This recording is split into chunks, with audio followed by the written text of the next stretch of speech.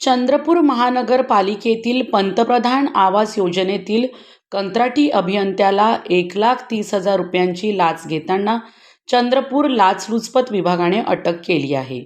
शुभम वरघट असे अटक करण्यात आलेल्या कंत्राटी इंजिनियरचे नाव आहे. तसेच खाजगी इसम दिनेश समद्दर याला सुद्धा अटक करण्यात आली आहे.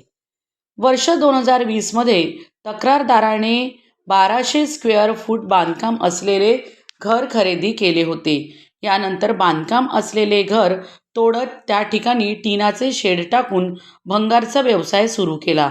मात्र या दुकानामुळे एका प्लॉट धारकाला रस्त्याची अडचण निर्माण झाल्याने त्यांनी याबाबत चंद्रपूर महानगरपालिकेच्या अतिक्रमण विभागात तक्रार दिली होती. याबाबत भंगार व्यावसायिकाला नोटीस मिळाली. 14 फेब्रुवारीला तक्रारदार यांनी पंतप्रधान आवास योजना व अतिक्रमण विभागाचा अतिरिक्त प्रभार असलेले अभियंता शुभम वरघट यांची भेट घेतली. त्यावेळी वरघट यांच्यासोबत खाजगी इसम दिनेश समद्दर हा सुद्धा उपस्थित होता.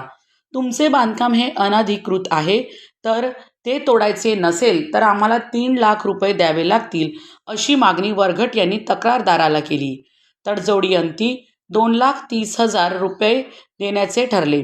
17 फेब्रुवारीला तक्रारदाराने 1 लाख रुपये खाजगी इसम दिनेश समद्दर याला अभियंता वरघट यांच्या सांगण्यावरून दिले.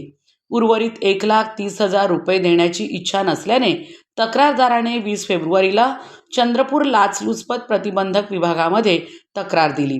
या तक्रारीच्या आधारे लाचलुचपत विभागाने सापळा रचून 21 फेब्रुवारीला 1,30,000 रुपये स्वीकारताना अभियंता शुभम वरघट आणि दिनेश समद्दर यांना अटक केली.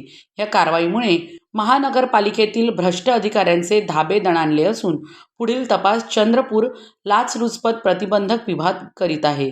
सदर कारवाई पोलीस उपअधीक्षक मंजुषा भोसले यांच्या मार्गदर्शनात पोलीस निरीक्षक सचिन धर्मेजवार, निलेश उरकुडे यांनी केली.